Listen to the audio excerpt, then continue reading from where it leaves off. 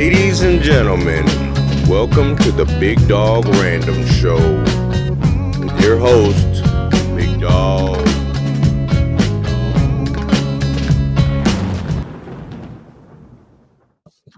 All right, Carrie, how are you doing today? Doing good, sir. How about you? I am fabulous. Very good. So what do you got going on? Well, not much. We were up at our other property getting some things ready up there and just kind of piddling around. And I've been working on my second novel, trying to get that cranked out at least by the end of the year. So, and that one will be that one will be. What was the first one? Tell everybody what the first one was. Well, the first one is a novel. It's fiction. It's called Oh My Goodness, There's a Haint in Hillister. And what I've done is taken some of my own, based on, on some of my own very loose experiences on stuff, and set them in small East Texas towns. And we are hoping to give just at least a small portion of the proceeds from the novels back into those little communities for various charities and what have you that are there. So that's nice. It's for a good cause. That's really nice. But it's been a lot of fun doing it. And like I said, oh goodness, I've had paranormal experiences pretty much all my life. So it's been kind of neat, I've fictionalized everything and kind of twisted it around and, taken a lot of artistic license, but still some of the experiences are there. So it's kind of been fun. Wow. Well, tell us how it all started. Well, the first encounter that I had ever could remember, I was very small. I'll preface this by saying I was raised by my maternal grandparents. And I was in their home. And I know that it was pretty late at night. I was, like I said, very small, but I can remember laying in bed and waking up to see two people hovering over me. And they were shadows, but it was almost like they were backlit. Oh. The woman had a bobbed hairdo and the man was wearing a hat, almost like the 1920s, 30s era, somewhere in there. And I can remember yelling out for my grandmother, and she, ran in, and there was no one there. And even in recent, oh gosh, even as an adult, I can remember asking her about that particular incident.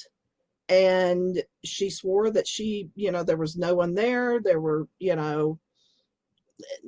no one that she even, could have recognized, from the family or anything like that. So it always remained a mystery.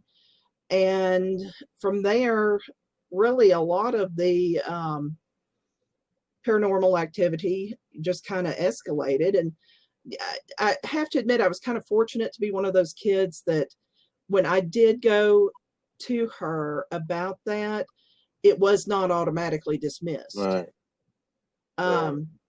She didn't tell me, oh, you're just dreaming or anything like that. It was, she took it seriously because she had her own encounters and experiences. Oh, okay. So she was, it was something that in a way, I guess it kind of ran in the family. So it wasn't like a big surprise, and it wasn't something that was just automatically dismissed. Wow. So, yeah. So do you think she had experiences when she was younger and so on? And so Absolutely. Yeah, I never have particularly cared to say, oh, we're psychic or anything like that, because I just don't like labels. But I do think that sometimes with families, um, a little bit of extrasensory perception does run in them. And I think that was the case with my family. I know that my grandmother and great grandmother both, you know, had a touch of it, where they could tell things that were about to happen before they did, or know things, before anyone else did, things like that. So, yeah. Interesting. Yeah. Well, um, I had talked to you a little bit about a really interesting place that we lived in when I was in college. It was a house in Clear Lake, and the place had sat vacant for, goodness, several years when my grandparents bought it. And I had just finished high school. I was, in college at the time. And we were trying to kind of fix the place up. And we noticed that there were a lot of really odd things that would happen there. Um, we would have an experience where there were odd smells, almost a sulfuric smell, which, from what I understand was definitely not a good That's what omen. I was thinking. Yeah, we had a very long hallway in that home. It was a ranch style house built in the 1950s, very nice place. And the man who had started the subdivision had been the builder of that particular home. And down that hallway, especially in the evenings, it was almost a mauve mist that would be filtering through. And I mean, this was witnessed by multiple people, it wasn't just, the immediate family or anything. It was really kind of eerie. Um, as to what exactly was inhabiting it, we never, really could ascertain completely. There was the rumor that the gentleman who had been the financer for the subdivision, that his business partner had committed suicide on the property. I don't Lord. know. We never went, so far as to really research that particular aspect of it. But there are just a lot of really weird things would happen there.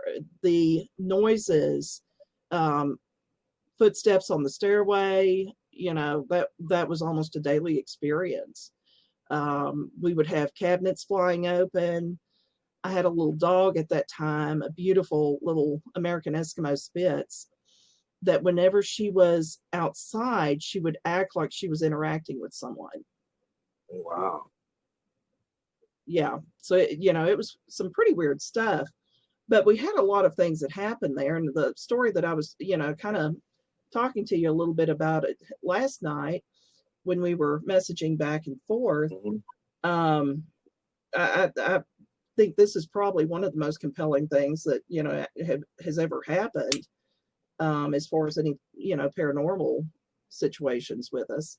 I was about 19 at the time, and I was in the little breakfast room of the house, and there was a clear shot to the front door and the back door, from that little room. And we were just, sitting around. My youngest sister was there. She was, I think, watching cartoons. It was like a Saturday, morning. And my grandmother was in the kitchen. She was cooking.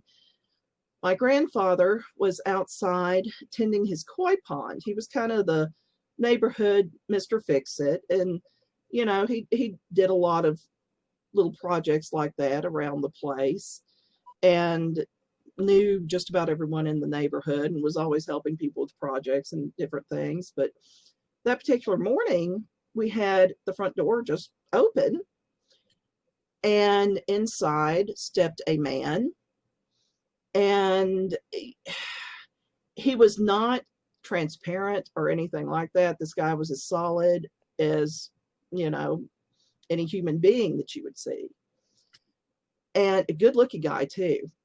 probably about in his early 20s.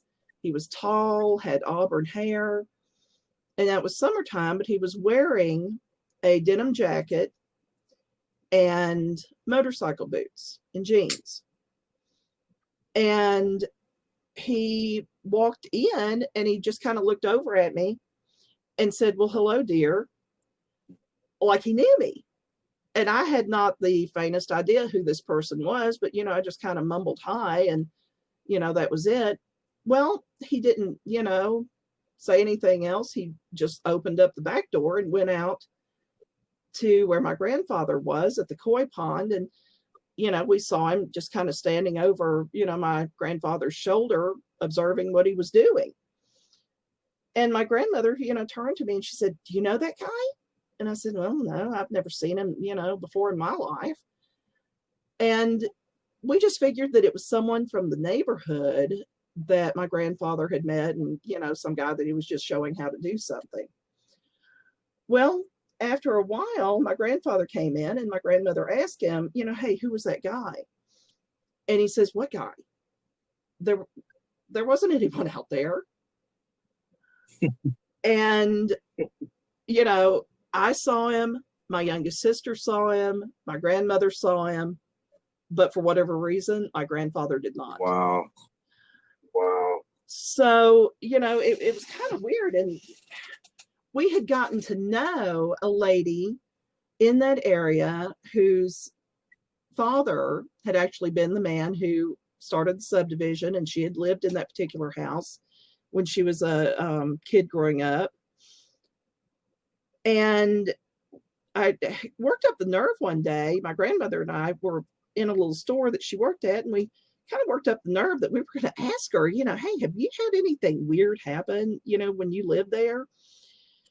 And she told us, yeah, that they did occasionally have, some strange things that happened. She, said that one evening, they were asleep and got woke up to a group of deer in their hallway.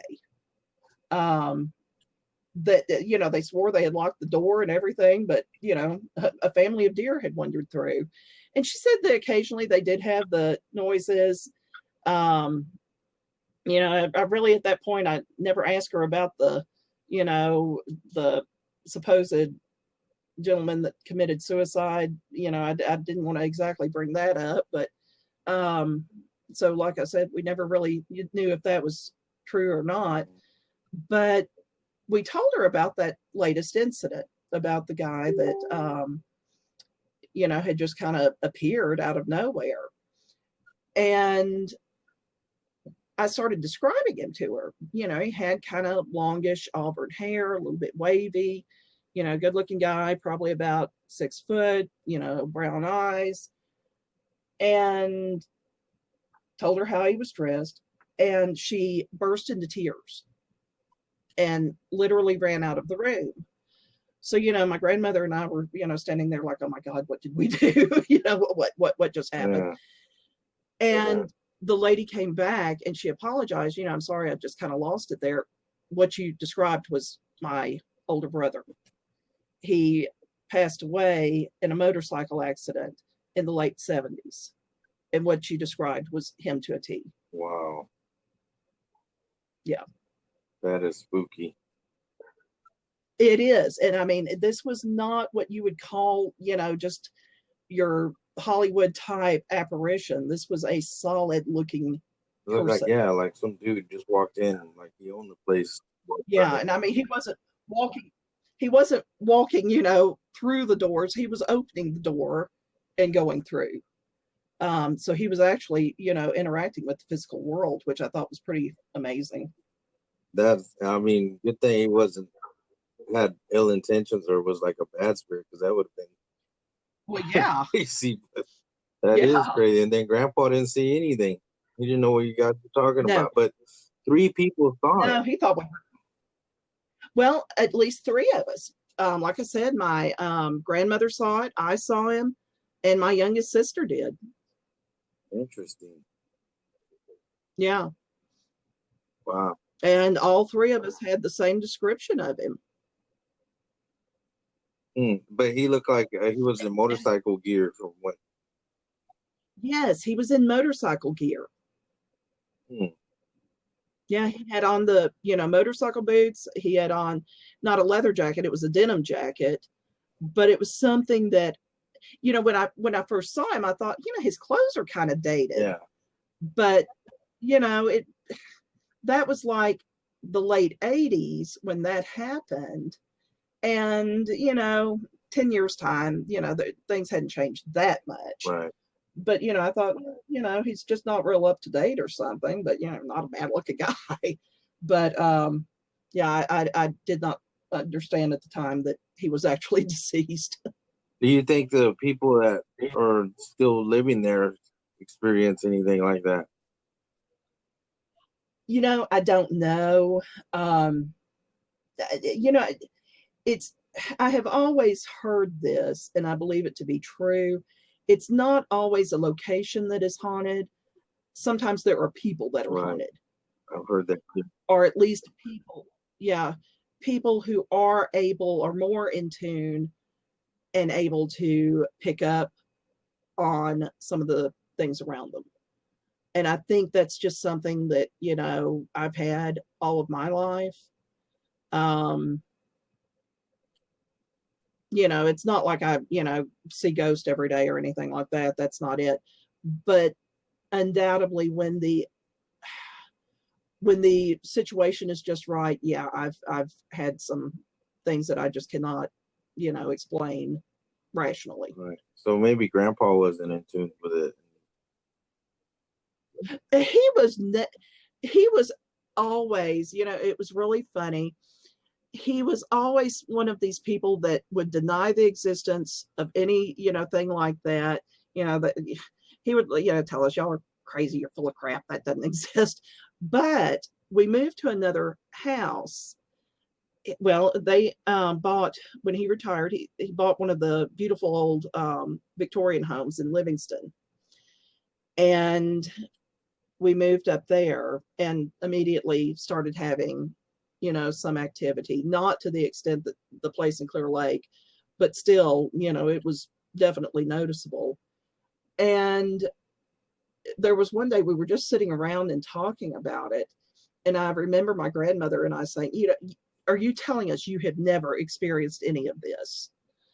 Because we were kind of looking at him like he was off his rocker and he thought, we were. And he finally admitted, yeah, I've been here and I've, heard my name called and I've heard people talking and stuff like that. So yeah, he actually did experience things, but he just was not going to admit it. Wow. Yeah. Yeah, some people just don't want to deal with it. I think that's a lot of it. Even my biological mother, she, when she was a little girl, her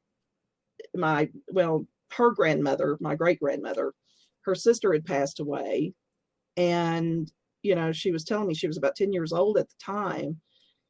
And she was laying in bed. The door to her bedroom was open. And she said that she saw Aunt Anna, as the lady, as she was called, go into my grandmother's bedroom, great grandmother's bedroom. And she said it frightened her so badly that she just shut everything down from then on. Yeah. Because she just flat out did not want to deal with this.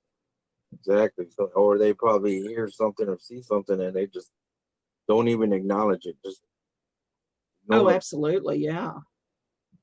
Yeah. Wow. That's crazy. I never really heard of anything like that where it was 100% physical. And yeah, it this would have, you would have thought it was a physical human being. And that wasn't the only strange thing that we had that went on there either. There was one night, like I said, I was, late teens when this was going on. And my grandfather worked a lot away from home. And my grandmother was, there by herself most of the time. I was in college. And there was one evening, though, I was in, and we had gone out to dinner and just kind of had a girls' night. And I think we had gone to watch a movie, had a nice dinner, and we got home, and it was like a slumber party type thing. And she had laid down in the bed with me just talking, and the first thing I know, we both, just drifted off to sleep. I woke up hours later, and it was, I'm hesitant to use the word levitating, but there's really no other, way to describe it. But it was not like you see in the movies. It was not like, she was way off the bed or anything like that. But I could put my hand under the space where she should have been.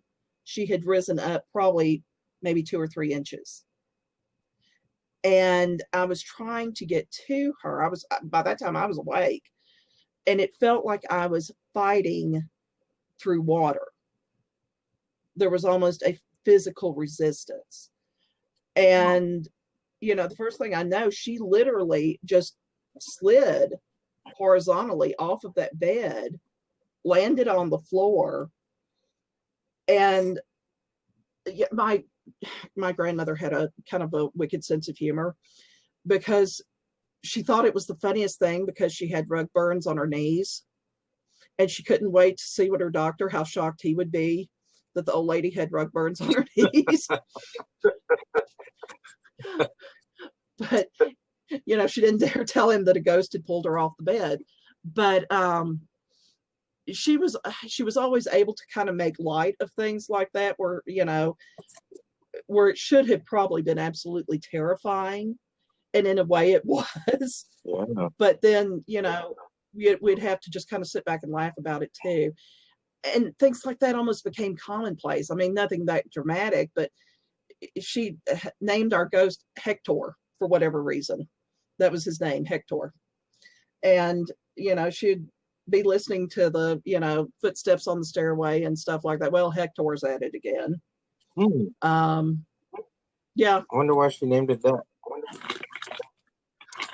I have no idea. That was just something she picked up on. She just called him Hector. I wonder if he told her what his name was. Yeah, I have no clue. Wow. Yeah. But she never felt, it sounds like she wasn't really scared of it. No, she was not. She was fascinated by it, but not frightened. And that really kind of transferred a little bit to me also, because, especially when you're a young person or a kid, you're going to be influenced by how the adults around you react to things. Mm-hmm. And, with her, it was like, yeah, it's no big deal. It's just, he doesn't have a physical body, but he's just trying to communicate. Yeah, that's like when a little kid gets hurt and mama overreacts, then the kid grows up to be like that. So I understand what you're saying. Exactly. But, if you tell them, it's not that bad, come on, we're going to walk it off. Mm-hmm. They're going to get up and, just keep going. And she was very much like that. So, and granted, it was never anything at that point that we felt was threatening. I think it was just someone who wanted acknowledgement. Yeah. And actually, I think there probably were multiple spirits there. I don't think it was just, our motorcycle guy, or just, the guy, whoever was walking up and down the stairs all the time at night. I think there were probably several. Yeah, it sounds like it. Like there was a history there, Yeah, it would have been interesting to know a little bit more about the history of that land, because I think a lot of times, it's not necessarily the structure itself, but the land that it's on. Right. Yeah. I mean, yeah, that house could have been a new house, and there could have been another house there, and stuff happened there, and Oh, Energy stuck absolutely. around. Yeah. Yeah. And I think that, energy does tend to do that. Um, and I think that was certainly the case with that place. Exactly. You never know. Yeah. I mean, No, you just never know. no, and you really don't. I will say this, after living in the house that we currently own, when we move to another one, I'm going to have the place blessed first and foremost before we move in. Hmm. Yeah, we've had some strange things happen here. And of course, you've been to our house. It's a old East Texas farmhouse. Yeah, I was gonna say, y'all Um, had anything happen there? oh yes, yes, we have. Um, in fact, we've probably had more happen here than anywhere. Hmm. Um, to the point that we ended up doing three um, pretty intense house blessings, and I'll kind of get into that in a minute. Um, the last of which I was scratched when we did the blessing. Um, we've had some pretty bizarre circumstances here. It had started out pretty tame. Um,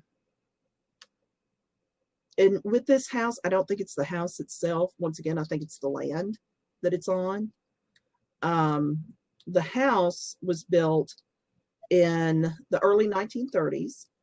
It was a WPA project built for the superintendent of schools out here at that time. Mhm. And James bought it right after he graduated college and had it moved to this property, which his parents owned. And for years, there was really never anything that happened. We moved in to it when Brianna was small. Brianna's our 17-year-old, as you know. Mhm. And we moved, here when she was little. And there would occasionally be some odd things that would go on, but nothing upsetting terribly, other than one event that I will tell you about. Um, I have blamed it on sleep paralysis, which is a naturally occurring phenomenon, but I don't know that this was a classic case of sleep paralysis. Um, we had just adopted her. We adopted Brianna from China. And James had gone off to work. I was in bed. I was just absolutely exhausted because we had a new baby. And she was in her little crib in the room next to us. And I could hear her crying and woke up and tried to get out of bed. Well, it was like something was pinning me down. And I could feel a presence behind me of something big and ominous, is the only way I could describe it. Hmm. And I started, really kind of panicking. And I tried to turn, and I managed to turn my head to the right. And when I did, it was a hallucination, I guess, I hope, of maybe a little boy about 12 years old, and it looked like he had drowned. Whoa. And of course, it was terrifying. Well, I knew from, being raised by my grandmother and her, being kind of used to stuff like this. She told me, if you ever get in a tight spot, just start saying the Lord's Prayer. And that's what I did. I just tried, reciting the Lord's Prayer, even though it was kind of coming out in grunts and whispers. And finally, whatever it was just broke. And I was able to get up, get to my baby, and, was relatively okay from there. But it was a terrifying experience. Well, yeah, that does sound scary. I've been hearing a lot Yeah. about that happening where. Yeah, James had a really odd case of sleep paralysis when he was in college also. And, we've talked about it. And, yeah, absolutely. Some of it I can understand is completely a, biological phenomenon. But then there's some aspects of it that I'm not so sure it is. Right. I mean, it just depends on who Yeah. you ask. Well, it does. And, I think in different situations also, um, it can vary, but it's not a pleasant experience. Let's put it like that. I don't wish sleep paralysis on anyone. Yeah, I don't think I've had any reports or anybody tell me that they enjoyed it. No, it's pretty bad stuff. It is. Um, and for a long time at this particular house, we really didn't have much that happened um, until we adopted another child. And when we did, it was like a lot of activity was stirred up. And you know, I won't say too much because I don't want to, do anything with her privacy. She's an adult now, but she came out of the foster care system and had a really rough time of it. And I know that in her paperwork, there was, a few paragraphs about an incident that not only she, but several kids in her foster care home at that point, she was probably about 10 at the time, had reported hearing voices. Oh. Well, instead of, seeing, if there's a solution for this, the state of Texas and the social care system for children, CPS, and their infinite wisdom, just prescribed medicine for all the children in the house. Well, that's the easy thing to do. That was the easy thing to do, and that's exactly what they did. So something was going on, and I don't know if something could have followed this child. We never really got a good answer for that, but suffice it to say, we had a lot of activity that kicked up to the point that there was one day I was sitting in our living room folding clothes. And at that time, we had the sofa against the big window, in our home. And I could see into the hallway. Excuse me. I could see into the hallway going into our bathroom. Well, just some movement kind of caught my eye. And I mean, this was in broad daylight. And like I said, I'm sitting there folding clothes, and this, movement catches my eye. I look up into that hallway, and it is a shadow figure. It was probably a good 6 feet or over in height. It had on a hat, a wide brimmed hat, looked like a cloak of some kind. I could not make out features other than it turned, it looked at me, and the eyes in it were white. And it just went into our bathroom. And to be honest with you, I put down the clothes I was folding. I got the hell out of the house and went to my husband's office. I think I would have did the same thing. Yeah. Yeah, that was a bit much for me. Yeah, that's pretty. Whoa. Yeah. Yeah, that was about the time we really started having some intense stuff happen here. We had been sitting around, talking, not, it was an intense conversation, but it wasn't like an argument or anything, like that. But this was in front of someone who was not a household member. And we had a picture frame that was sitting on one of the coffee tables, literally slide several feet in front of them. Wow. Yeah. We had, things like that going on. Like I said, it had all escalated to the point that, we started saying, okay, we've got to do some house blessings at this place. And we got in contact, and there was more to it. I mean, if we had like a candy dish that exploded literally by itself, We had first contacted our own pastor and his wife through the Methodist church. And I was just talking to, her over the phone, and literally the light fixture above me exploded. Oh, man. Yeah, she had at that point been trying to pray, and it just exploded. It was just unbelievable. And at that point, we decided, you know what? We really need the big guys to help us.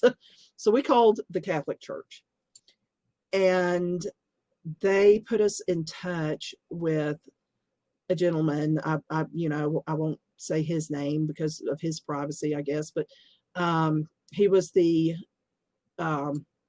basically the guy that was over exorcisms for the archdiocese. And he was wonderful. My husband spoke with him. I spoke with him. Very down to earth, very nice man. He gave us kind of the advice of what to do. Basically, we went room to room. I did the saging and all of that. And then we went room to room as he suggested, and said prayers, anointed the doorways and everything with olive oil and that had been blessed, and holy water. It was a pretty elaborate little ritual. And, that's what he had advised, because he, told us that basically getting the church out to do any sort of, thing like that, it's just tied up in red tape. And he said, the thing of it is, you can actually do it yourself. Yeah. Yeah. So, we took his advice and followed it to a T.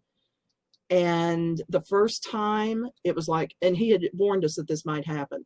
First time we did it, it was like all hell broke loose.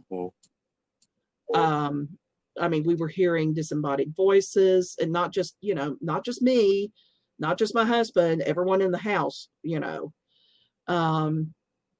was just absolutely bizarre. We'd get up thinking, which one of the kids is up, and we'd go look around, and the kids were sound asleep, but you could hear these voices. And we lived way out in the boonies. So I don't believe that it was anyone like trespassing on the property or anything like that. And when we would get to like the dining room area or anything, it would just shut up. Wow. It'd stop. Wow. But, we'd go back to the bedroom and you could start hearing it again.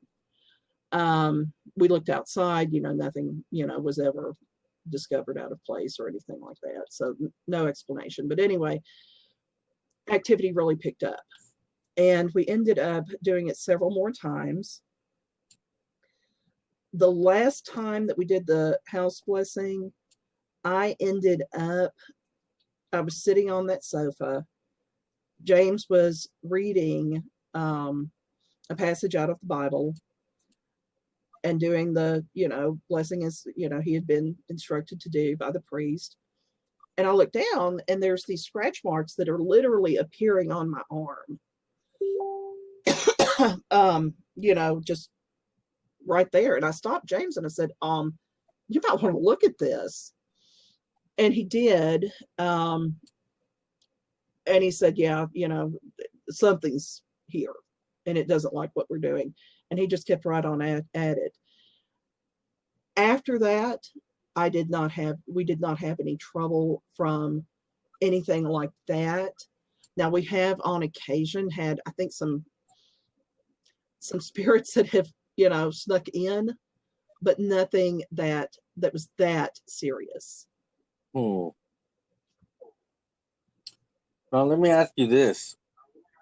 I've always heard that when girls are at a certain age that sometimes poltergeist stuff happens. What do you think about that? I think it's very valid. I think that has a lot to do with it. And I think with our second child, that definitely was part of it. She, like I said, had been in the foster care system. She was an older child when we adopted her. She had not had a real easy time of it. And I think a lot of the frustrations that she had been facing manifested that way. Right. Yeah, it'll attach itself into, certain people feeling Yeah. certain emotions. Yeah. It just makes it worse, doesn't get any better until, you finally meet up with somebody who Yeah. can, recognize that you're going through that and able to get you out of that funk. Right. That's why I get Right. when people are feeling down and depressed, and then people try to send them prayers and this and that to get them, because there could be something really negative attached to you. Absolutely. Yeah. Yeah. And, and even objects that you bring in, sometimes there can be energy attached. I absolutely adore antiques and stuff. And sometimes I've even wondered, have I brought something in that maybe something's attached to? And sometimes things can just happen by happenstance where you really don't, intentionally do anything. And I'll tell you this story because I thought it was kind of interesting. And this probably happened to us about a year and a half ago, maybe. We had been coming back from, it may have been like Jefferson at the Bigfoot conference, or, someplace like that we had gone to kind of as a family with our, our both of our daughters, our son-in-law. And I don't know if you know what geocaching is. Have you ever geocached? Isn't that where like somebody hides something and they use like a app to find it or something like that? Yes. Okay. Yeah, it's kind of a little bit like a treasure hunt, but usually you just sign your name to a piece of paper or something. Well, my husband and our daughters love doing that, and I enjoy it too. Our son-in-law had never done that before. So we told him, hey, we'll, take you geocaching, on the way back home. So we were in Huntsville. We had just stopped off to get a bite to eat, going through Huntsville, and my husband looked on his app and found a nearby geocache. So we decided, okay, let's go do that. Well, it happened to be over by the prison cemetery. And by that time, it's like 9:00 at night. So, they're piling out of the vehicle to go find the geocache, which turned out to be actually across the street. And at that particular point, for whatever reason, Huntsville was just dead. There were, I think it was like a spring, or I don't know if it was spring break, but it was some sort of holiday. There weren't kids, running around the college or anything like that. It was just very quiet out on the streets. And my family had piled out, they were doing the geocache thing, trying to locate it.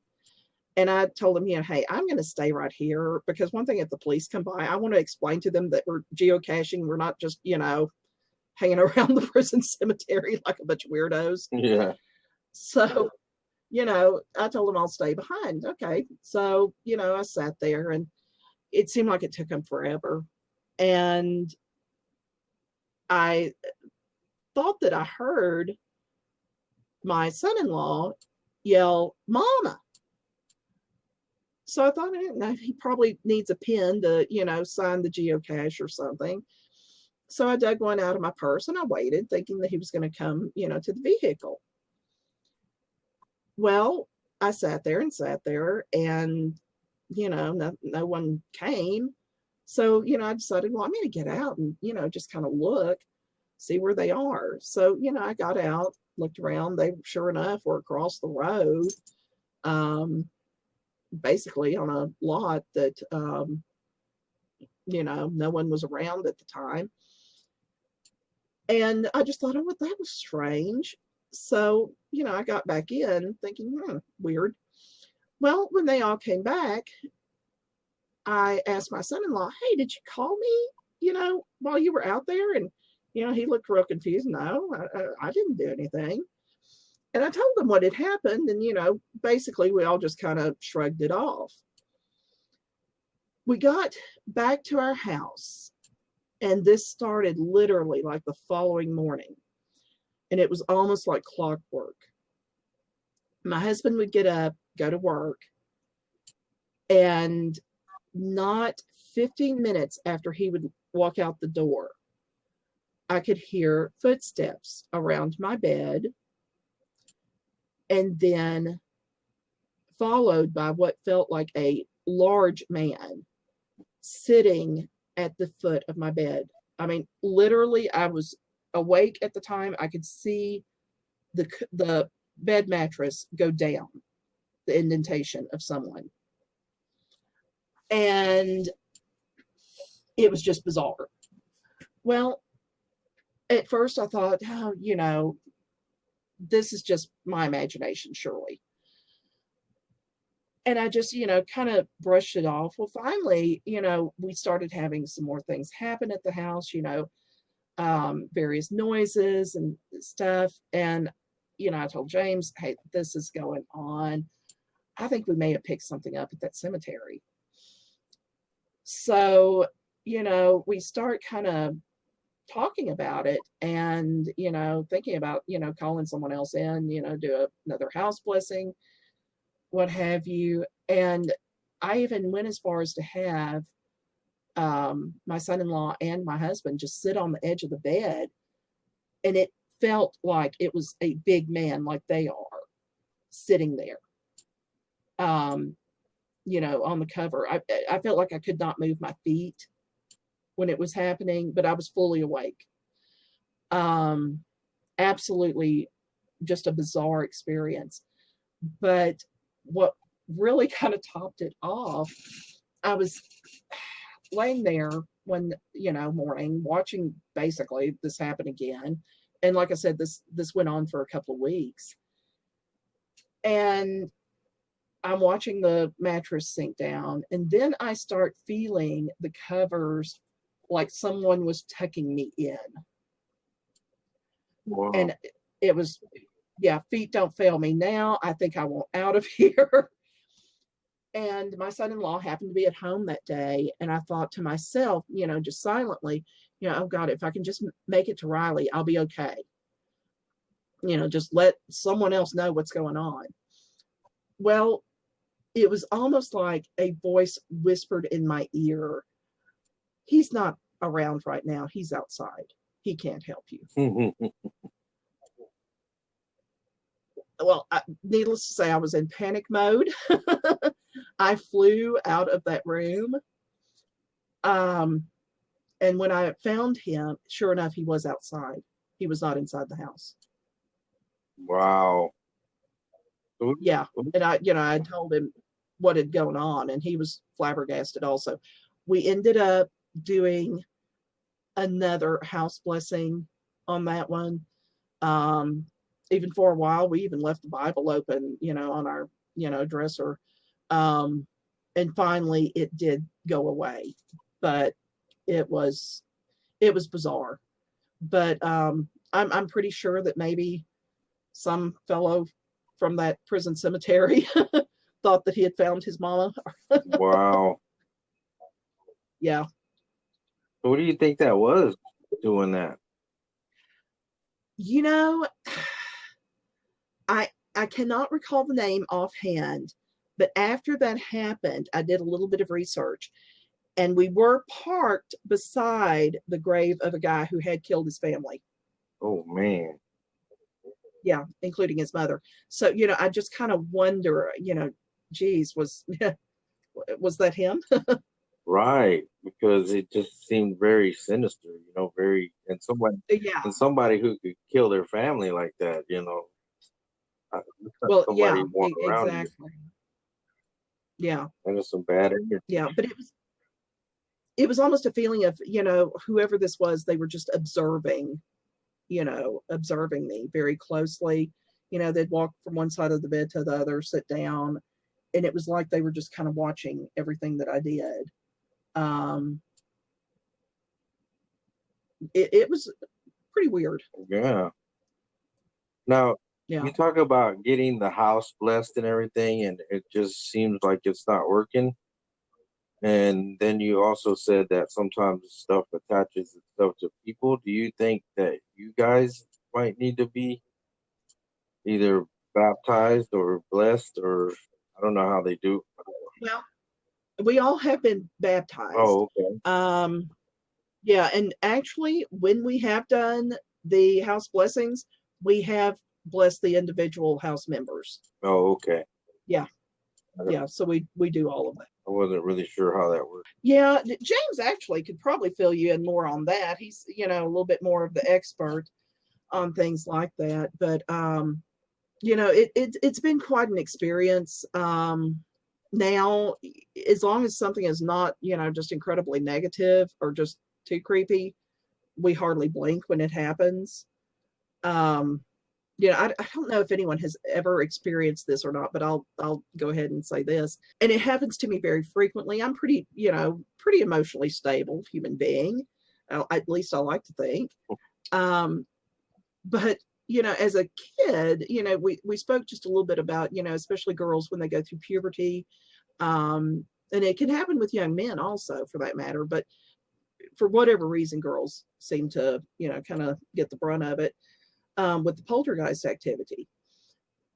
And when I was a teenager, I went through a really odd stage where I would have water droplets fall, especially if I was stressed out over something. And, it was not from like air conditioning. I mean, I could be outside, I could be inside the car, I could be inside the house. It did not matter. I would have like a little drop of water. And I know that one time, that was the one thing that actually did really freak my grandmother out. We were driving along and she saw just a drop of water splatter like on my arm. And she looked at me and said, "Where did that come from?" And I told her, "I have no clue. It just happens to me sometimes." That is so weird because that happens to me sometimes. I just didn't even think it was a thing until you just said it, because I could just be sitting somewhere. And I will tell you what I have been told it was, because that has been a puzzle to me all of my life. What I have been told is that it's some sort of issue of unresolved sorrow. Now, whether or not that's accurate, I don't know. But I have noticed that it comes at times when I'm usually stressed. And just last week, we were certain that the hurricane was coming after us, Hurricane Laura. And we missed it just, by a breath out where we are. And, right before, the day that it was supposed to hit, of course, no one was even really sure where it was coming in. So I was in full panic mode, trying to, think, okay, what do I need to grab, if we need to get out, blah, blah, blah. And all of a sudden, James, just stops and he says, "Oh, that's weird." And I, turned to him. We were in the kitchen at the time. And he said, "There was a water droplet that just fell and it didn't come from anywhere." And I had to explain to him, yeah, sometimes that just happens. Yeah. And I mean, it happens to me once in a while. Yeah. It happens to more people than what we, really think. And I had mentioned this to you the other evening when we were messaging back and forth. The time that we called the priest, to speak to someone that, really knew what they were doing on some of this. We got a hold of the guy's secretary and we started telling her, I know this sounds really crazy, but we're having this bizarre activity at our house. And she said, "Don't worry about it. We hear it all the time." Right. This happens to more people than anyone lets on. Yeah. People don't know what to do with it. Well, no, because, and a lot of it is, everyone has pretty much grown up, with all the scary movies from Hollywood and, things like that. And those are dramatizations. Mm-hmm. In some ways, it's less dramatic, but probably more scary when it happens in real life. Yeah. Wow. Yeah. Yeah. So anyway, just some, really weird stuff that's going on. We've had our share of odd activity. Yeah, I think the shadow guy being in the hallway or whatever is pretty intense.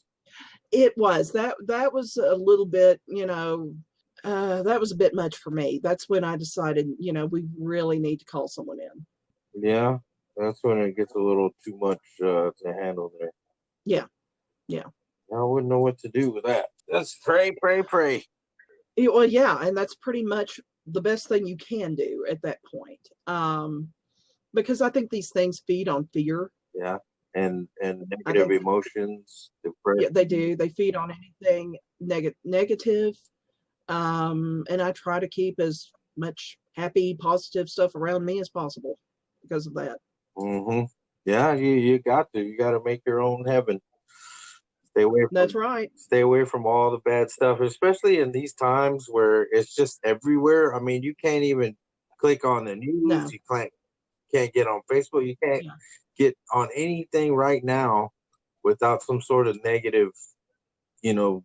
Yeah, exactly. And it makes me wonder, is activity kicking up or going to kick up because of all this negativity that has surrounded I us? think it is. I think it is Yeah, because, like you said, if it is feeding off of negativity, emotions, and all that, well, right now is like this would be the prime time. time for you know, it, Exactly. people are more worried about the physical world right now, but I bet you the spiritual world is just coming unhinged, and there's no telling what we got around the corner, especially the way this year has been going. In, I mean, Exactly. Yeah. you know, No, I kind of thought the same thing. yeah, I mean, you can't help but to think, this is not gonna end well if it keeps going the way it is. No, no, It's just gonna get worse no, and worse and worse. no. And the best we can do is pray, keep ourselves surrounded by positive people, things that we enjoy doing, and just think positive. Yeah, and we got to be there for each other because as long as Absolutely. we got to spread the positively around, because some people get weak or get tired of fighting all the time, and they need that extra pick me up. Hey man, you're doing great. I love you, brother. I love your sister. You just got to keep that up. And just little random acts of kindness, even toward people that you don't know. Yeah. Um, one of the things I love doing, I'm, a painter, and I have always done my artwork and stuff. But in recent years, I've started, leaving, some pretty elaborate little painted rocks, at places we go and stuff like that. And I do it for the simple reason it brings pleasure to another human being in these crappy times. That's true. Yeah. Somebody could. And do stuff, anything like that you can, pay for someone's dinner, in line, just whatever. Right. Yeah. Spread the goodness instead of the And bad. if you don't have anything to give, conversation is Absolutely. treat people like people, Exactly. And I mean, you can find something in common with just about anyone. Right. That's exactly right. Yeah, somebody's always got, if you're like open to conversation, it can last for hours. I could go sit somewhere and not know nobody, and before you know it, I got 10 friends sitting around me laughing and talking or talking about. You and Brianna. Yeah. You and Brianna.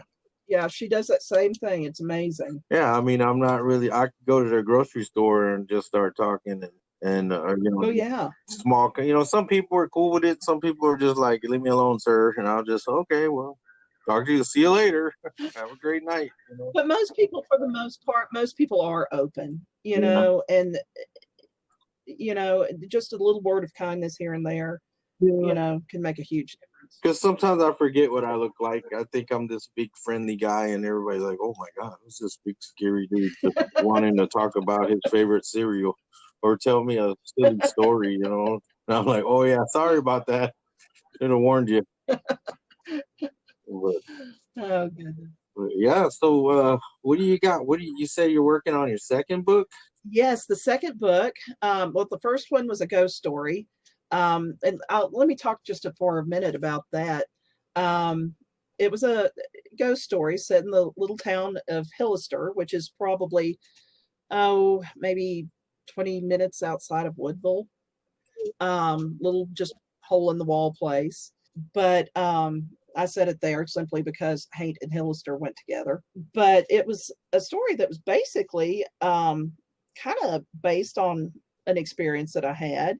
My biological mother had moved to a place that it started out as a really nice little subdivision, and it was one of those places that kind of went downhill after a few years. Mm-hmm. Lots of drugs in the area and that type of thing. And she called me one day and she said, "You're not going to believe this, but one of the neighborhood dogs drug up a human head."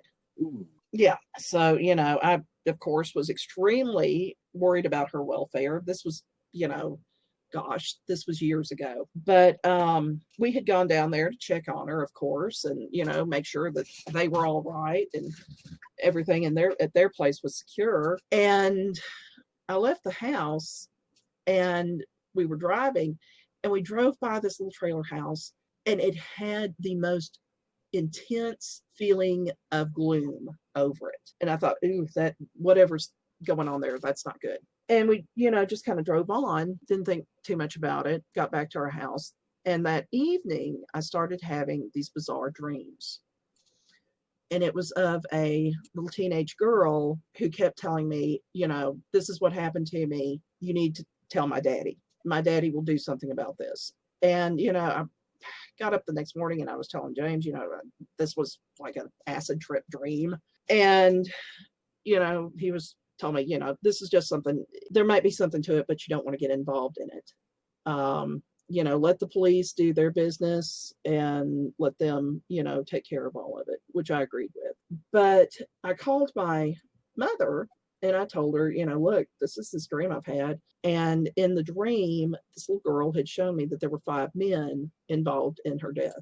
Oh, no. Yeah, pretty brutal stuff. Well, my mother just kind of took note of it because she's used to me. Mm. And a few days later, she calls me back and she said, "You were right. There were 5 men. I had kind of even described them to her, and the descriptions were correct, that had murdered the young woman." And I based the book, Oh My Goodness, There's a Haint and Hillister, very loosely on that particular event. But I tried to put as much humor into it as possible. There's nothing amusing at all about a child's death. No. Or anyone's, murder at all. But I tried to make the little ghost in the story funny. And everything in the book turns out okay. But it's kind of a complicated tale, but it's got a lot of East Texas humor in it. Anyone that's lived in this area for long, when you read it, you're going to recognize some of the characters as, oh my God, I went to school with that guy, or, I work with her. Right. It's that type of thing. It's unapologetically pro-police. It's I've enjoyed it. I had a fun time writing it. It's been very well received. So if anyone wants to check it out, Amazon carries it, or you can even ask for it at Barnes and Noble and places like that. But it's called Oh My Goodness, There's a Haint in Hillister by Carrie Hendrix. Now, the next book will be about Sasquatch. What? Yes. Well, as you know, James and I had a very brief but memorable Sasquatch encounter, probably about 17 years ago now. And I guess I'll just kind of briefly fill everyone in on that. We had just adopted our first child, Brianna, and we were coming in from Livingston. I think we had gone to dinner, went grocery shopping, and we had left the baby with James's parents just for kind of a brief respite. Well, we got to our road that we, turned off of, and we got to a curve, and I had kind of at first had my head turned to the right, so I did not see it at first. But James had seen this thing running, and it hurdled a fence. By the time that it got over the fence, it started running on all fours to cross the road. By the time he slammed on his brakes and said, "What was that?" It was sitting, I saw it, it was sitting in the edge of the wood, squatted down with its hands crossed. It did not turn its head to look at us, it turned its entire body to look at us. Oh, wow. Oh, wow. And what was really interesting, it had eye shine. Really? Really? Yes. Kind of a orangish eye shine to it. The hair was long and scraggly. It had incredibly broad shoulders. It looked like, a linebacker with the shoulder pads, but it was not all that tall. The one that we saw, I don't know if it had been a juvenile. I don't know, in the southern United States, like our deer are smaller than the deer that they have, in the Northwest and areas like that. Yeah. And I can't kind of help but think that maybe the same may apply to any sort of, Sasquatch type animal. Perhaps they're smaller, or maybe it was a juvenile. Like I said, I have no clue, but I would have estimated it being around 5 foot or a little bit over. Wow. And what was funny, we both, of course, saw it kind of in a state of shock, because neither of us at that time would have ever, we didn't put a lot of stock into the whole Bigfoot thing, despite having paranormal experience and stuff. I mean, I don't know why, we just didn't. But, he told me, "Hey, don't say anything about it. Let's not talk about it till we get to the house. I want you to write down what you saw describing it. I'll write down what I saw, and then we'll compare." And that's what we did. So we did not, kind of contaminate one another's perceptions of what it was. And we came out with, the same thing. It was a creature that ran, both on 2 legs and 4. It had long, shaggy, kind of reddish orange hair, brownish orange, however you want to describe it. The shape of the head was slightly conical, very long arms in proportion to the legs. We tried to tell ourselves, maybe it was an orangutan. Well, I mean, it would be a strange thing anyway to have an orangutan out in the middle of East Texas. And, you've been to our house, we are way out in the woods. And that would have been odd anyway. But the gait of its walk was completely off from an orangutan. And we watched just a ton of YouTube videos, trying to compare. And if you notice an orangutan, their legs are bowed and they're kind of wobbling a little bit from side to side when they walk.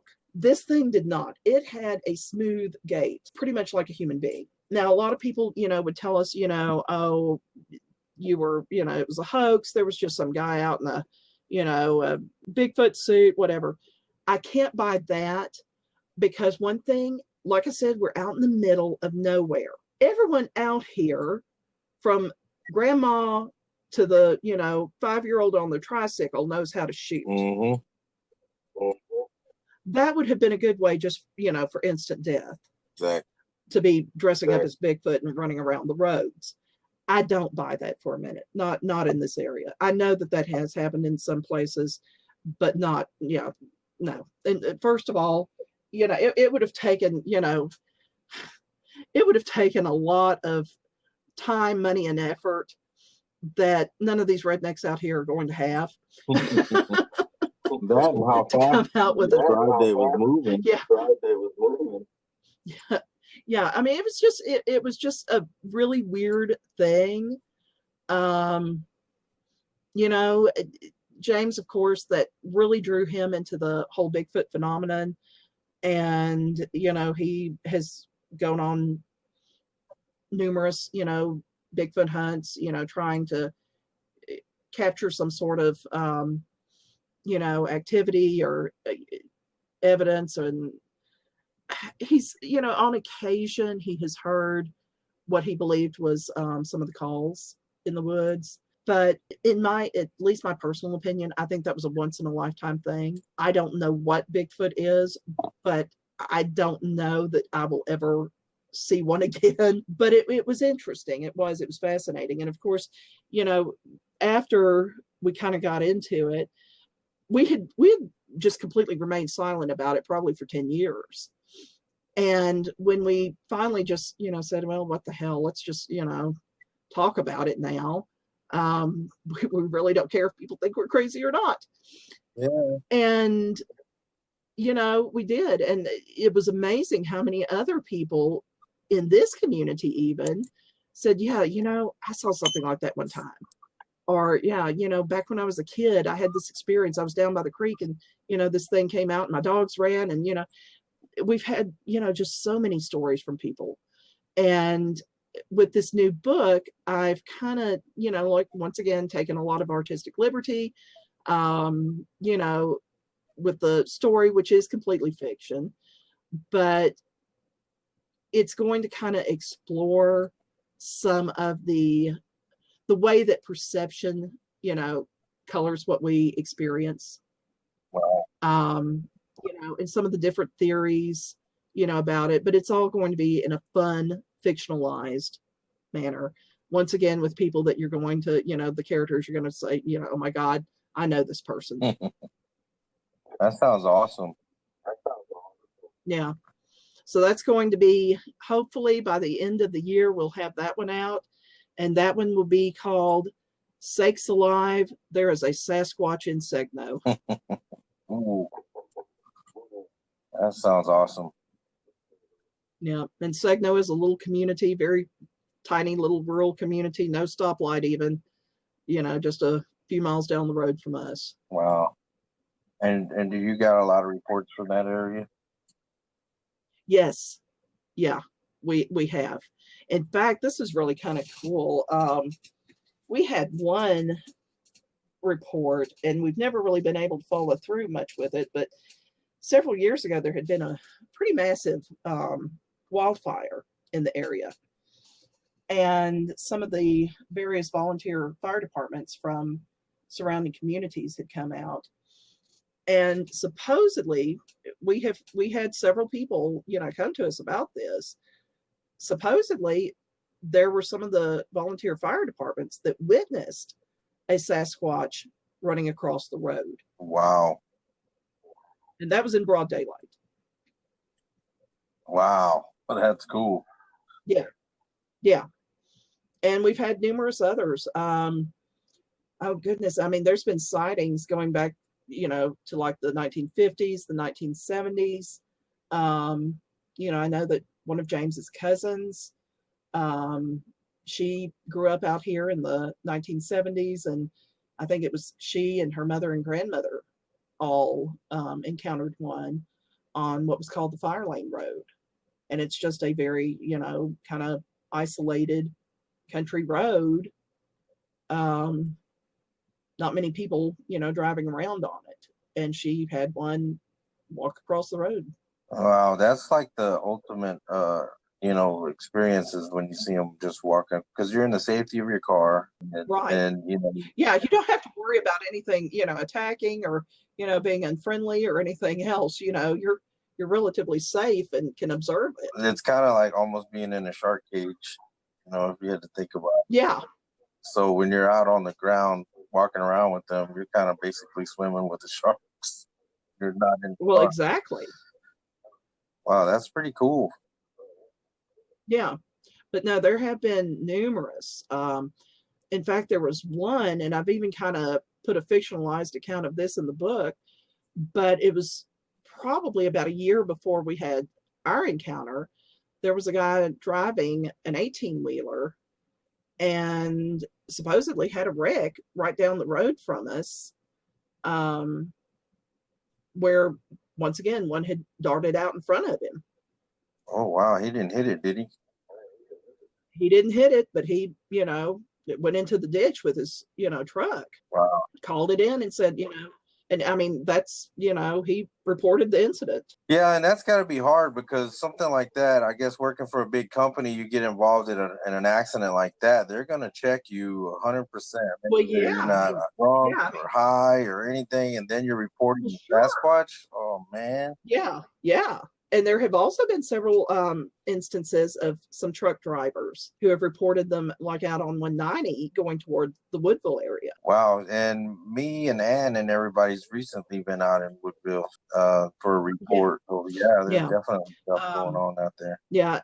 It wasn't too long ago that I spoke to a young law enforcement officer in Tyler County, and he was telling me that out around around Martin Dye State Park, closer to the Jasper area, they get calls out there all the time. Oh, yeah, I bet. Yeah. Well, I was going to suggest maybe you might want to talk to James about some of it. Okay. Hello.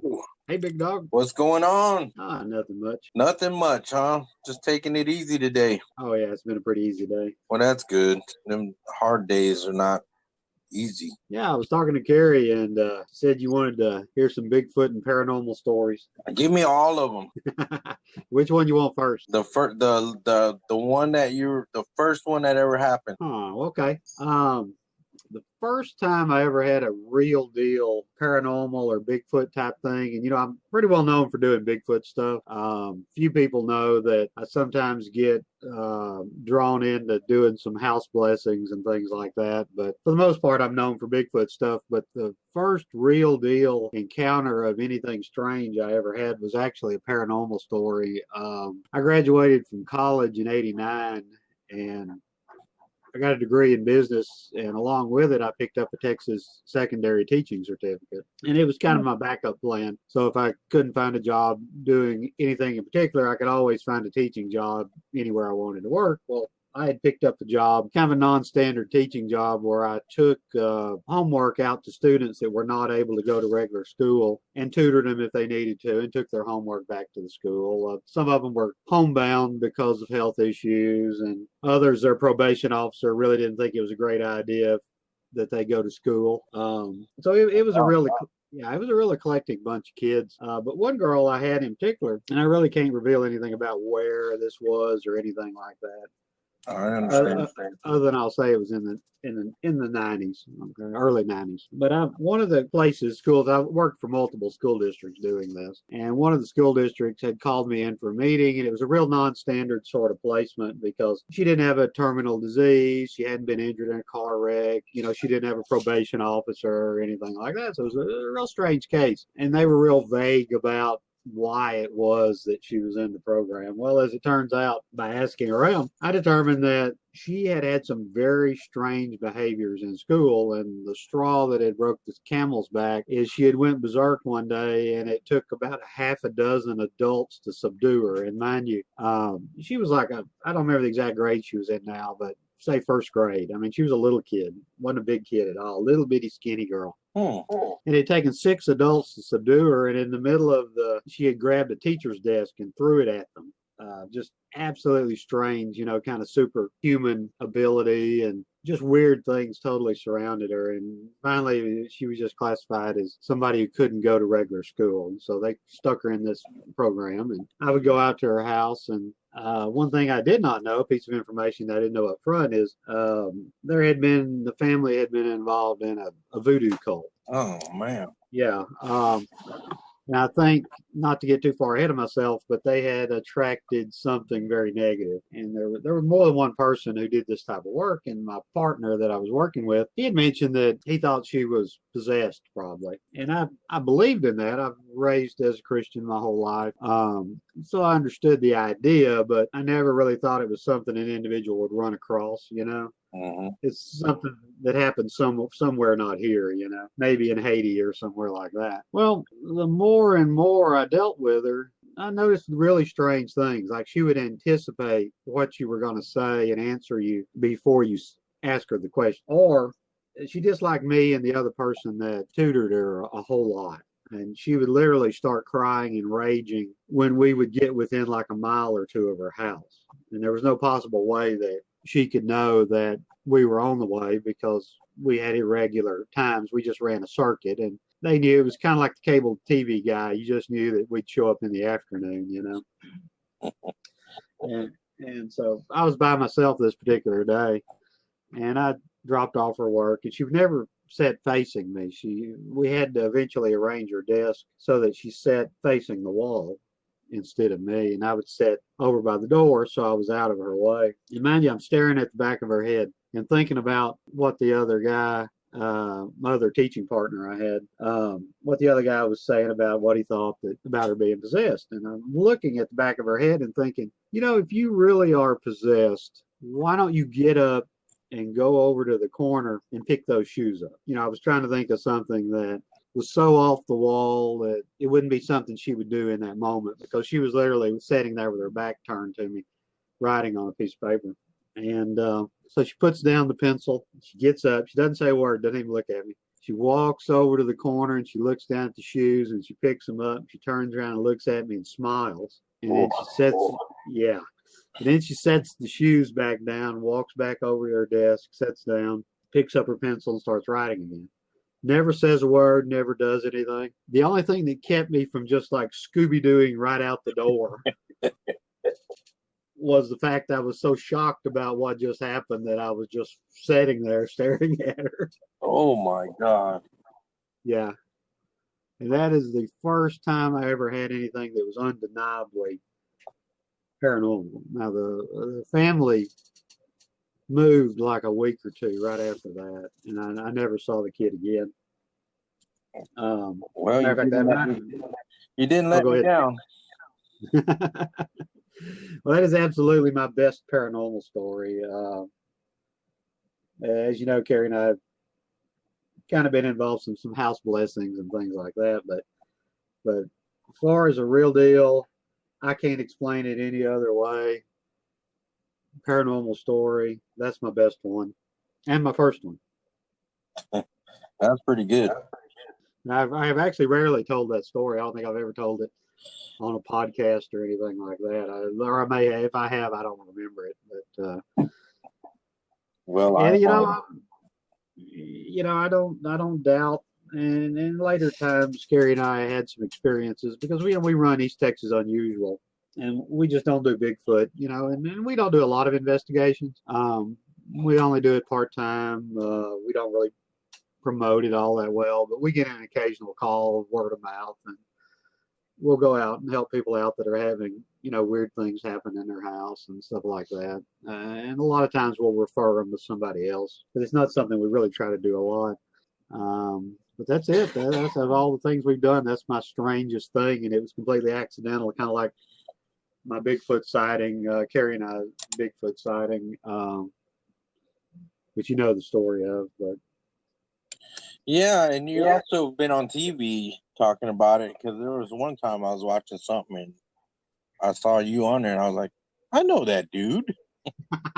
Yeah, I've been on Finding Bigfoot, been on Killing Bigfoot, and they have redone Killing Bigfoot with a new name and re-edited the episodes. Off the top of my head, I can't remember what they call it now. I think I saw it, and I was wondering if it was the same show, but you just confirmed it. Yeah, it is. They re-edited it and put it back out there with a little bit different take and a different name. But I've been on those two television shows and, podcasts like Sasquatch Chronicles and stuff like that I've been on. Very trying to think of a Bigfoot story I don't know that I've told on a podcast. So I guess I saved this one for you. And I may have told it and just don't remember, but Carrie and I's encounter, which our encounter was a very classic road crossing. Bigfoot runs across hay pasture, jumps a barbed wire fence, lands in the ditch, drops down on all fours, crosses in front of us, stops, sitting there kneeling, looking at us, and we kind of slowly creep back by it, wondering what in the world's going on here. By the way, that particular Bigfoot sighting also happened to two other people. Oh, there was other people on the road, or? Well, it wasn't the same day. It was different days. Oh, okay. Okay. Yeah, that particular Bigfoot, and I don't know if that's a detail I've included before or not. I think I have on one other podcast. My father saw it on a different day, and a lady that he was working with saw it. And my Wow. father he has a degree in biology. Very much was not a believer in Bigfoot, just like I wasn't, because I'm heavily influenced by my father. I used to make fun of my mother for believing in Bigfoot until I saw one. Serves you right. Yeah, I know. Now my father saw it, and he still won't exactly commit to the idea that it was a Bigfoot, but he says it was an unidentified primate of some type. He fully admits that it was some type of great ape, but he was unable to identify what sort of primate it was. And then, like me, like myself and Carrie, he saw it at a fairly close distance. And I've talked to him a good bit about it, and basically his description of it is identical to what Carrie and I saw. Which, I really don't know the answer to Bigfoot. I can't tell you what it is. I don't know any more about it than the day I first started checking into it, probably somewhere around 17 years ago. And then probably somewhere around 7 years ago, I started investigating it, whereas the 10 years prior to that, I was researching it, I guess you might say. I would watch videos, read about it, and then at some point I transitioned over to just getting out in the woods and looking for it. And I've yet to see it again. I honestly doubt I ever will see it again. I think I've came close a couple times. Well, I guess I could ask you the Wes Germer question. If you had to guess what it was, what would you say? I can't give a definitive answer. Here's the problem with it. To have a breeding population of a large primate on a continent-wide basis, it's highly improbable that you would not have a larger body of concrete evidence. So it's difficult to say it's a biological animal. On the other hand, it's a very controversial position to take that it's either, as American Indians would believe, traditionally that is, that it's part spirit, part animal. Mm-hmm. That's a possibility. And like I say, I can't say yay or nay on that. Because despite really 17 years worth of looking into it, I really don't know any more about it than the day I saw it, other than I confirmed a lot of things, like the running on all fours. I didn't know that was a thing. And then there's the potential belief by some people, that there's a interdimensional or UFO sort of element or something like that. I think that's the least likely answer. I try not to poo-poo people's ideas too hard, but that one's not a personal favorite of mine. I guess if it came down to it, I believe I would have to say that it's biological. And I believe there's some potential that there may be a supernatural element to that biology. Whether that be something like, I don't know if you're familiar with the Nephilim or something like that. Yeah. Not that I'm saying that's the answer. But something It would explain a lot. Yeah. It would explain a lot if that is the case, but I don't have the evidence that that's the case, because that's something that's even more difficult to prove than it's a biological animal. So I think our fallback position is we need to work on proving its existence, and then from that point, work on proving what the nature of that existence is, if you follow me. Right, right. I can tell you a little bit about what I think is the closest I've came to encountering one since our initial encounter. I think I alluded to it a while ago. Basically, my daughters, Brianna and Tony, Mm-hmm. they like to go out investigating with me.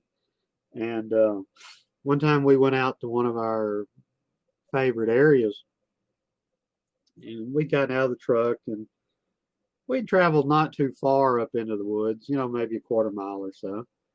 And I could hear something following along, paralleling us, which is something I've had a number of times on investigations. And it usually turns out to be a deer or a coyote or something like that. So I didn't think too much of it. because it usually doesn't last very long. Yeah. But after a while, it just never let up.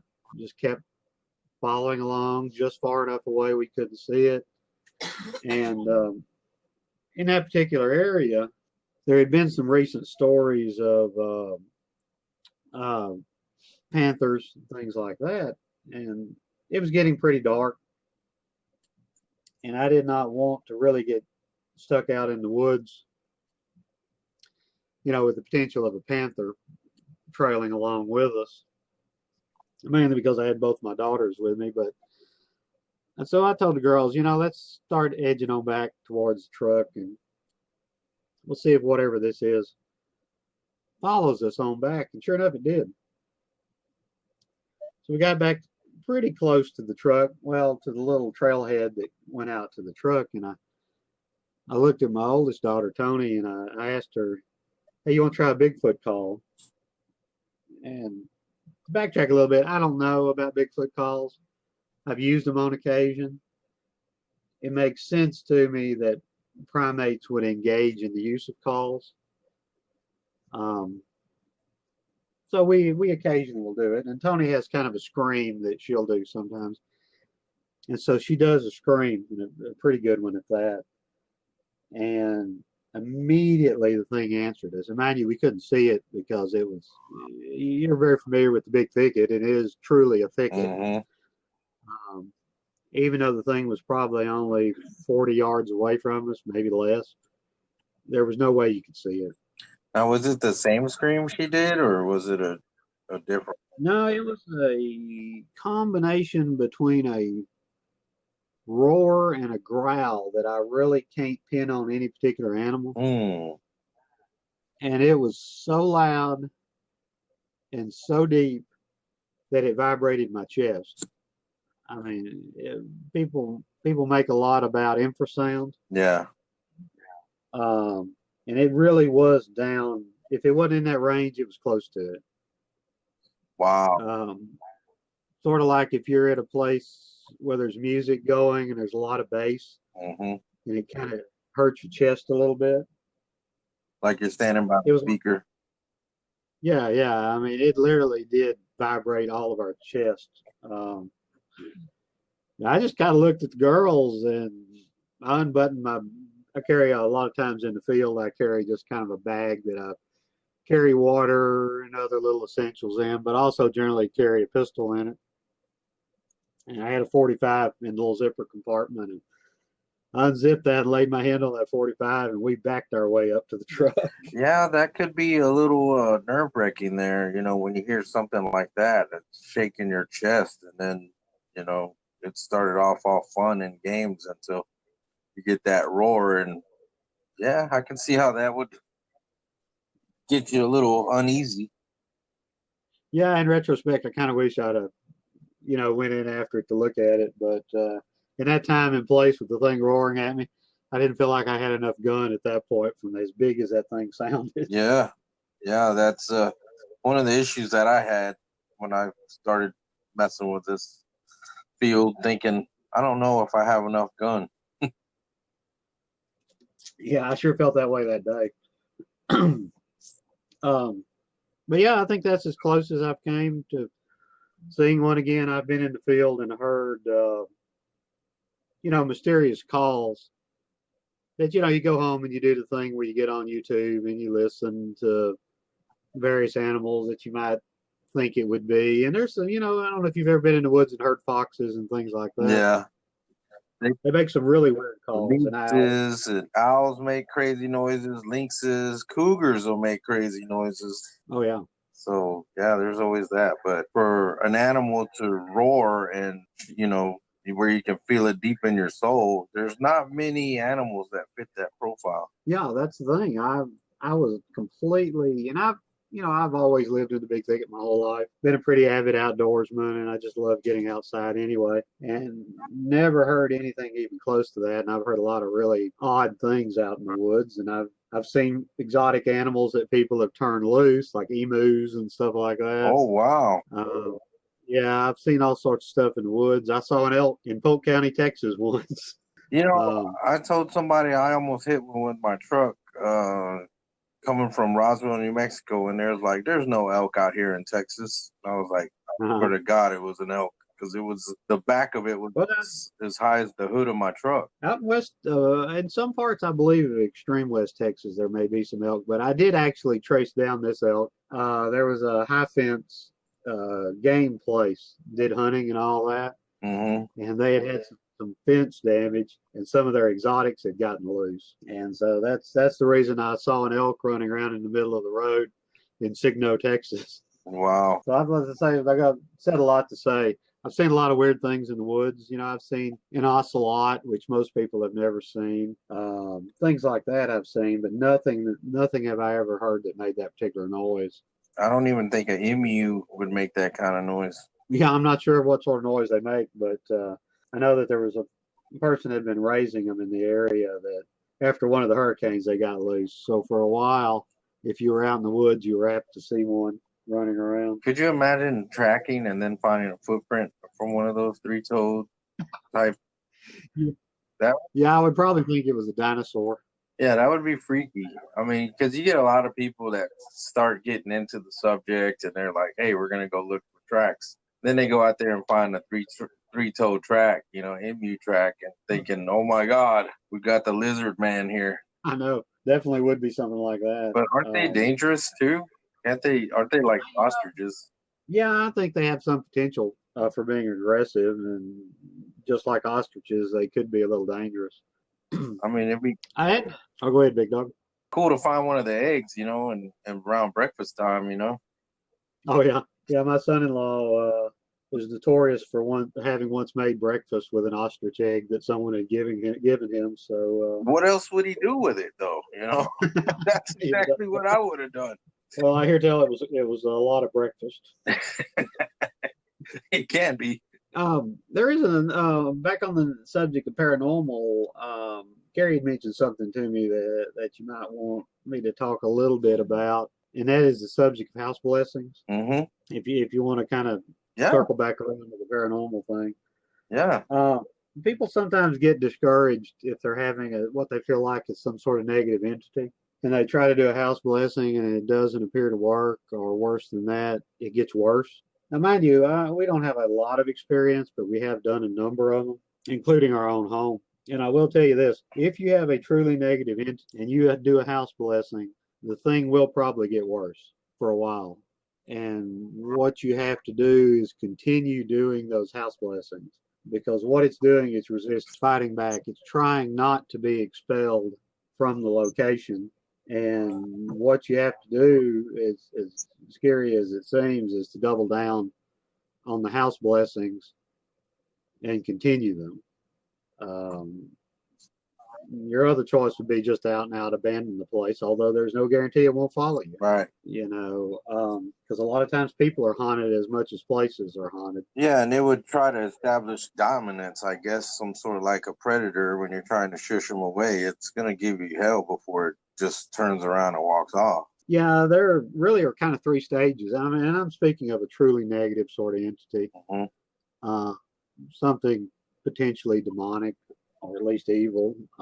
Theologically, people define that in different ways, and I'm very much a Christian, and my worldview is very Christian, so I tend to define most of that in pretty traditional Christian terms. But from talking to people with experience in it, and a little bit of experience that we had, they'll start out very subtly affecting you, and then at some point they'll start out, once the subtly affecting you part has worked, they'll turn up the heat a little bit, where they're not really possessing you, but they're oppressing you. Mm-hmm.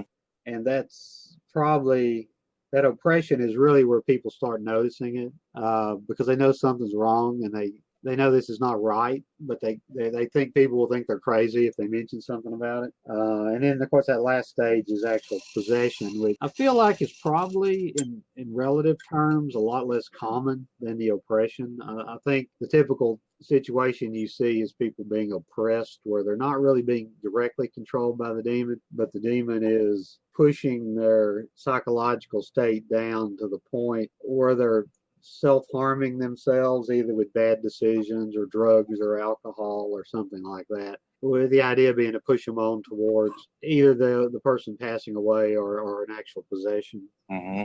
And mind you, I'm no expert. I'm not a preacher. I'm a person who got sucked into some situations that I didn't really want to be in, that very obviously turned out to be something that was very negative and very paranormal. It reinforced my beliefs that I had grown up with and been taught. But until you see it yourself, it's not quite as real as just hearing about it. And like I say, I'm no particular expert on it, but we've seen a few weird things. We were speaking with someone once very close to us, with someone else present, over really an oppression issue, and we were sitting there, and an object on the other end of the table that was sitting on the table, it was actually a other end of the room sitting on a table. It was picture frame, just started sliding across the table by itself. Yeah, that's freaky. Yeah, and so you get my wife has been scratched. Her in particular, I've never heard distinctive voices, but sometimes you can hear sort of a mumbling. Yeah, that's scary. Yeah, although my wife once woke up in the middle of the night and she heard a voice that said, "You may have gotten rid of us, but wait until you meet our Father." Ooh. Yeah. That was after the first house blessing. Yeah, and that actually, Carrie just reminded me, that was after the first house blessing that we did. And that's why I say, if you really want to get rid of them, you got to double down and keep fighting, because it's going to take a while, and you may not truly see any relief until you've fought it for a while. Yeah, that's crazy. I mean, do you think they're like replacing themselves with other ones when you're doing that type of stuff, or it just keeps, I can only speculate. My guess is, like anything else, I mean, if you were, let's say you had a piece of property, and let's say wild hogs kept showing up on it, and you were shooting wild hogs, but there were too many for you to shoot, you'd call in your buddies Mm-hmm. to help you. And I think it's the same situation. That makes sense. I think they found prey, and I think they're very much predators. Oh, definitely. Yeah, and so they call in help and probably try to do a little pack hunting, so you got to take it seriously. And I don't think you really have an option other than fighting something like that. If a person, and I'm talking about a person who really truly has an issue with something negative, not someone that has mental problems, because there's a difference.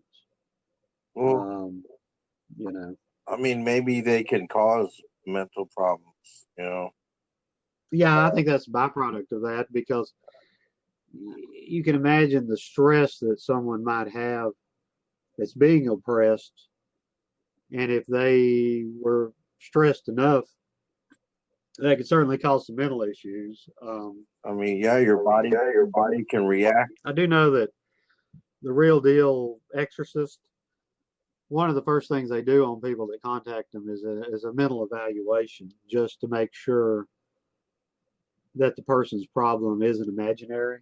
Mm-hmm. But having talked to a number of Real Deal exorcists, not all of them are imaginary. A significant percentage of them are going to be something real. Yeah, I had a kind of a funny little incident. This isn't related to, well, it is sort of related to a negative entity. I do a little metal detecting. I was out metal detecting with a buddy of mine, and he said, "Hey, I found something weird in my own yard." And I said, "Well, what's that?" And he showed me, and it was 2 St. Benedict's medallions. He had found one in each corner of his yard. And I said, "Well, if you go detecting in your backyard, you're going to find 2 more in the other corners." And he said, "Well, that's weird." And before he could say anything else, I said, "And your house is probably haunted, isn't it?" And he says, "Yeah, how did you know?" Wow. Those St. Benedict's medallions are a dead giveaway that someone feels like they have something negative in their home. And I'd like to add that they work. I'm not Catholic. The St. Benedict's medallions are a Catholic medallion, but I have absolutely proven that they work. I think the part of them that works is first off the investment in faith and calling on God to intervene. And then secondly, that call for intervention is the fact that the backside, if you ever look at a St. Benedict's medallion, has an abbreviated exorcism prayer on it. So most people are familiar with the front side of the St. Benedict medallion, but if you turn it over, you can see on the backside that it has a abbreviation of the Latin exorcism liturgy. And we actually performed some tests with two different people we knew that were having issues with a negative entity. In both cases, it was a child. And so we told both the people, we said, hey, look, you don't really want to talk to the kid and scare the kid about this stuff. You know, you just want to reassure the kid and tell them they're having, you know, just bad dreams or whatever, because you don't want to reinforce what's going on and raise their fear level, because that'll make it worse. Yeah, these things feed off fear. But in both cases, and if two separate families didn't know each other, not even in the same counties, we gave them St. Benedict's medallions to place in the children's room in each case. And in both cases, it knocked it out immediately. The child stopped having seeing things and having bad dreams and all that. And as a matter of fact, one of them, the mother accidentally removed the medallion, and the dreams and stuff resumed. And when she put the medallion back, it ended. And so that's one of the things. If a person feels like they're having an issue with something negative, my number one recommendation, other than prayer, which is obviously your first and foremost recommendation, is I recommend the placement of those St. Benedict's medallions. And it's not necessarily the physical medallion, it's the fact you're calling on God to intervene. And that medallion is a physical representation of your call to do that. And I think that's the same reason that negative entities don't like crosses, because that cross is a symbol also, you know. Yeah. Wow, that's freaky. Yeah, I know I'm kind of rambling all over the place, but well, your show's called Random, so I thought maybe I would keep it random. Yeah, I thought I would be highly random for you. One of the other things that people sometimes ask us about, because we live in close proximity to the Bragg Road. Oh, okay. And that's another thing if you want to hear a Bragg Road story. Oh, I do.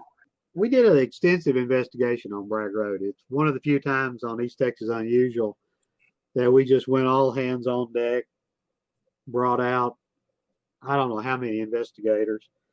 There might have been 8 or 10 of us. And what we did is we stationed people all the way from one end of Bragg Road to the other at intervals so that we could observe the entire road at once. And we could message each other and all that. And people could say, hey, do you see a light? I see a light, you know, that sort of thing. Mm-hmm. And sure enough, we did see lights, but in every occasion on our investigation, we were able to relay back down to a person on the other end of the road who was able to say, hey, there's a car. And so then the person who could see the orb or light or whatever would say, hey, it just disappeared. Well, we'd relay back down to the person on the other end of the road. And they would say, yeah, the car just went around the curve. Oh, wow. So I got to say that in every instance, at least in our investigation on Bragg Road, I'm not saying that no one ever sees anything on Bragg Road, but I am saying that all of the sightings that we had on Bragg Road could all be easily explained as lights, car lights in particular. So there were cars? Yeah, if you ever go out to Bragg Road, it's an old tram road, and it means a train used to run down it. And it's straight as an arrow. And then on the other end, one end of it at least, there's a curve and a highway that runs by it. And car headlights are projected directly down that road. and then the light will suddenly appear to move into the woods and disappear as that car passes around the curve. Oh, wow. Yeah, and I'm not saying, because I've heard some pretty convincing stories by people who were sober, that they saw stuff on Bragg Road. So I'm not dismissing everyone's story, but I am saying that we did a very extensive investigation and we were able to demonstrate that, at least in our case, there were logical explanations. The only thing that we really had on Bragg Road that was something we could not fully explain is my wife and a couple other investigators were doing EVPs down on the end where on one end of Bragg Road, there used to be a hotel. There's no sign of it anymore. It's just a patch in the woods. And they did get some interesting EVPs down on that end of the road. In particular, they had asked a question about, the person being deceased or something along those lines. And the response was something like, oh dear, oh dear, oh dear, I died. Mm-hmm. On the EVP recording, yeah. We got a little girl's voice. Yeah. Yeah, and they also had a sound of a little girl's voice singing. There was an EVP that they caught that night also. Oh, man. Yeah. There was some action going on. Yeah, so I'm not saying that the whole Bragg Road thing is totally without merit, because I try not to just dismiss. I mean, I claim to have met a possessed person and seen Bigfoot and a few other assorted oddities. So I'm, it would be somewhat hypocritical of me to dismiss everyone else's stories because I sound just as crazy as they do. So, I don't want to dismiss their stories. But the Bragg Road is not something that I've been able to see the light and not be able to explain it thus far. Yeah. Also, there's Bigfoot sightings out there too, right? Yeah. As a matter of fact, my son-in-law, which my son-in-law, mm-hmm. His Bigfoot sighting was on Bragg Road. Oh, was it? I remember he told me about his sighting, but I didn't know it was on Bragg Road. Yeah. Him and a friend were out driving around, and the thing came out of the woods and basically in a couple steps just crossed the whole of Bragg Road, went up in the woods and disappeared. Yeah, it was great. Yeah, he told me about that. Yeah, definite area for Bigfoot sightings, which is kind of weird because you do get parallels between paranormal and Bigfoot sightings in particular areas like that.